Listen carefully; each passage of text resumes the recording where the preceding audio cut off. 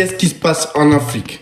Salut, je suis Mika Diallo. Ici, je scrute l'actualité africaine qu'on te cache. La CEDEAO déplore une coopération très limitée de la part des autorités de la transition guinéenne en vue du respect du calendrier, les invitant à organiser des élections sous 24 mois et mener le processus de transition de manière transparente. Le Maroc, au contraire, apporte son soutien aux autorités guinéennes par la voix du ministre des Affaires étrangères de la coopération africaine et des Marocains résidant à l'étranger, Nasser Bourita. Il estime que les signes envoyés par les autorités de la transition sont des signes d'espoir et de confiance et le Royaume du Maroc ne peut qu'apporter son soutien et au président de la Guinée, au colonel Mamadi Doumbouya, selon le ministre marocain.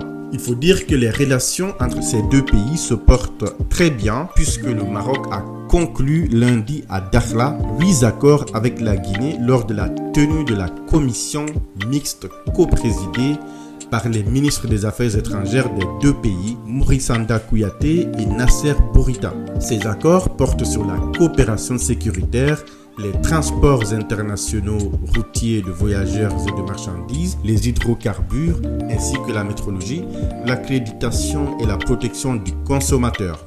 Il touche aussi à la formation professionnelle, les domaines de la normalisation et de la certification, la culture et la coopération académique. Le Nigeria envisage la possibilité d'acheminer son gaz vers l'Europe via la Libye. Lors du 8e symposium international de l'Organisation des pays exportateurs de pétrole, OPEP, tenu les mercredis 5 et jeudi 6 juillet dernier, le ministre libyen du gaz et du pétrole, Mohamed Aoun, a discuté avec les autorités nigérianes des moyens pour leurs pays respectifs de consolider leurs relations dans le domaine pétrogazier. Les échanges entre les deux responsables ont essentiellement concerné la possibilité de transporter du gaz produit au Nigeria à travers le territoire libyen. Il s'agit d'une alternative qui permettrait au Nigeria de livrer du gaz à ses partenaires européens. Il faut rappeler que l'Europe a des difficultés à trouver du gaz depuis qu'elle a décidé